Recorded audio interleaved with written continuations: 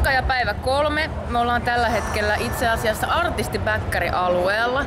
Tuolla näkyy Megadeth, Rehearsal Room ja siinä on Cannibal Corpse näkyy. Elikkä meillä on Nilen haastis ihan hetken kuluttua. Eilinen mulla meni vähän jotenkin ohitse kokonaan. No sanotaanko näin, että mä sain tämmösen antibioottikuurin, mutta ei siitä sen enempää. Mutta kuitenkin saatiin hyvä haastis. Olli aamulla haistatteli. Mutta tää on ihan mielenkiintoinen. Täällähän siis ei ketään tällä hetkellä ole. Mutta tässä on kiva pöytä, mikä löydettiin. Artisteille korvatulppia, bissee, ei bissee, kun ekkua, kortsuja ja tupakkaa. Totta kai, näin se menee. Hi Carl, welcome to Finland again. Thank you. You just came from Roskilde, right? We sure did. How was that? It was amazing. What a great crowd there. Yeah, such nice people. Yeah.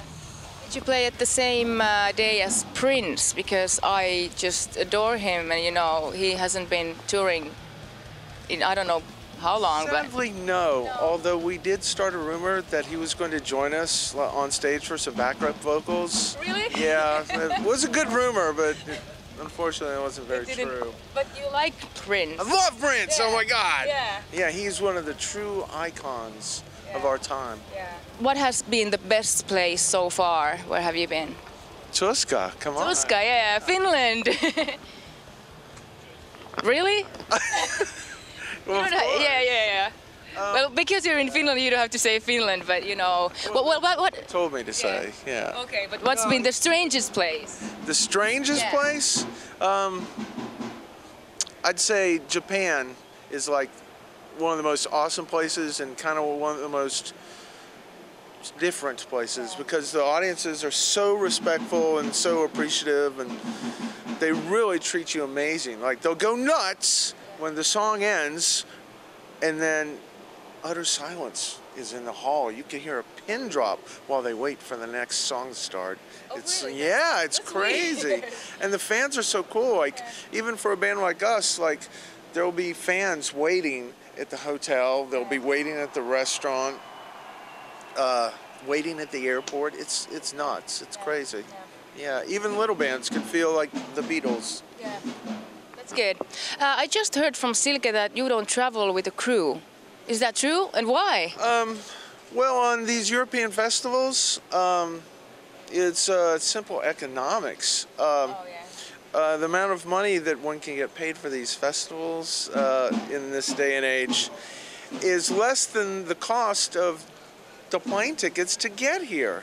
So we can't really, you know, at our stage of the game, afford to bring a lot of extra people. So we're kind of doing it the old-fashioned way, you know, do all our tech work ourselves and load the gear every night. It's fun. I read that your drummer, George, is one of the fastest drummer in the world, and I heard that there was 271 beats per minute. How the fuck is that possible? Lots of hard work. Yeah, there's actually a song on the new album, Those Whom the Gods Detest, which we will be playing here today, called Kafir, and it's at 280. Wow. And he won, like, Yeah. you know. Yeah, you know, the other day he said to me, Carl, so what are we going to do on the next record? Yeah. Let's do a song at 290. And I went, what, are you fucking insane? Are you crazy?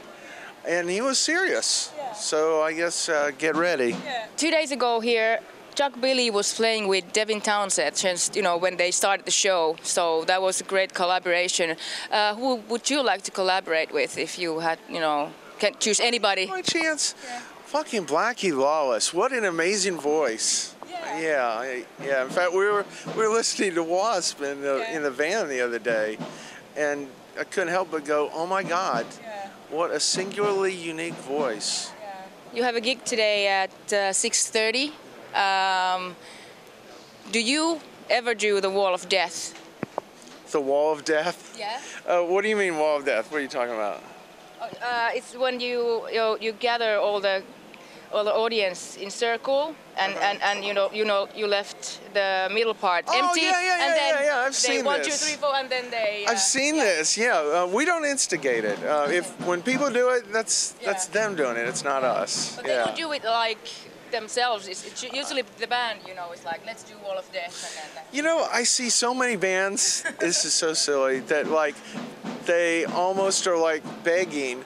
Please mosh, please do the wall.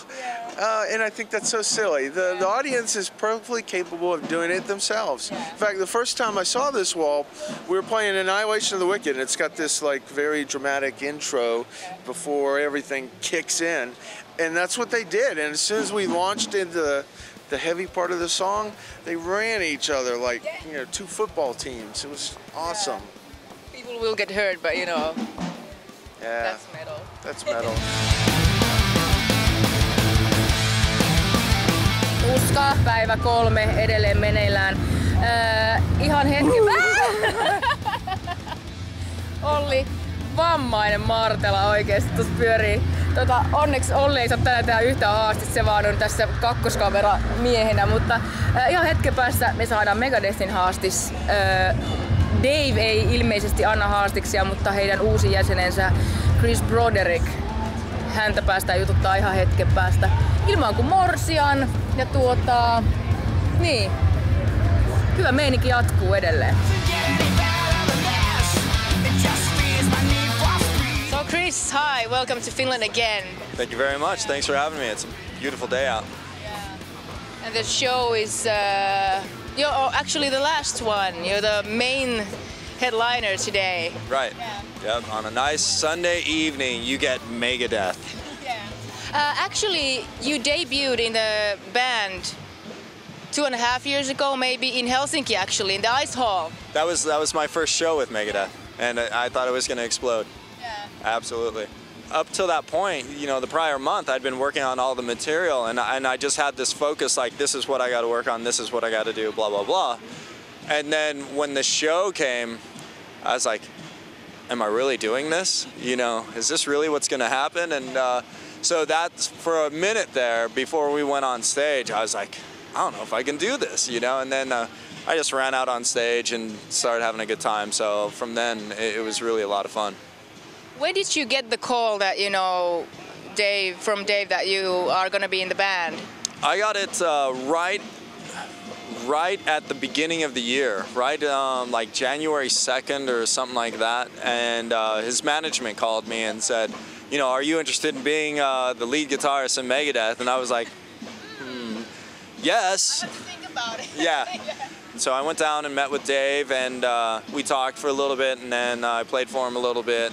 He had seen some of my YouTube clips that I have, and then from there it was just straight to work. It was such a quick thing that it's not much of a story to it, And you clicked immediately, because I read somewhere that Dave said that the band went to another level when you joined. Wow, that's nice of him to say. I can't really speak to that because I only know the band internally from the time that I started playing with it, but it's a very nice thing for him to say. Well, I read somewhere that you play many, many instruments, like violin. Could that, ever, could you play violin in the record maybe? Violin maybe it's not that heavy metal, instrument, but, could that ever happen? There was one time when it was a big consideration, but unfortunately, when I was in college, I was taking violin lessons, and even in high school, I was taking violin lessons and working on it.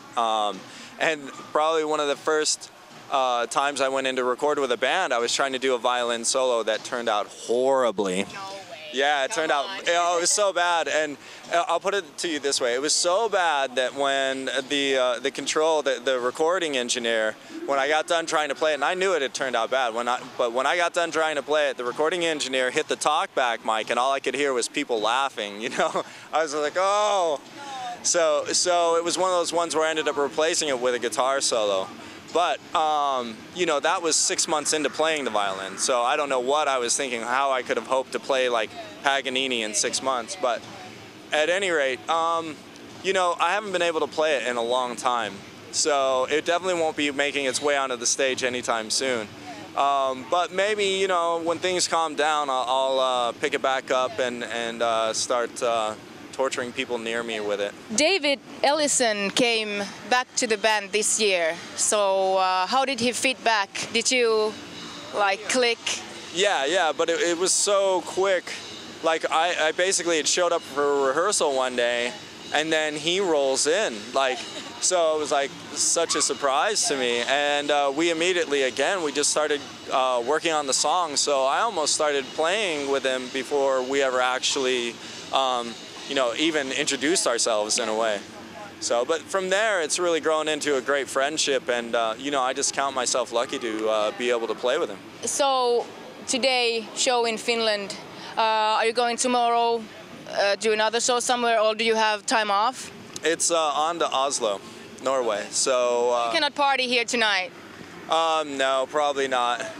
Yeah. You know, and you know, even if I had the time, I'm such a nerd, I wouldn't. You know.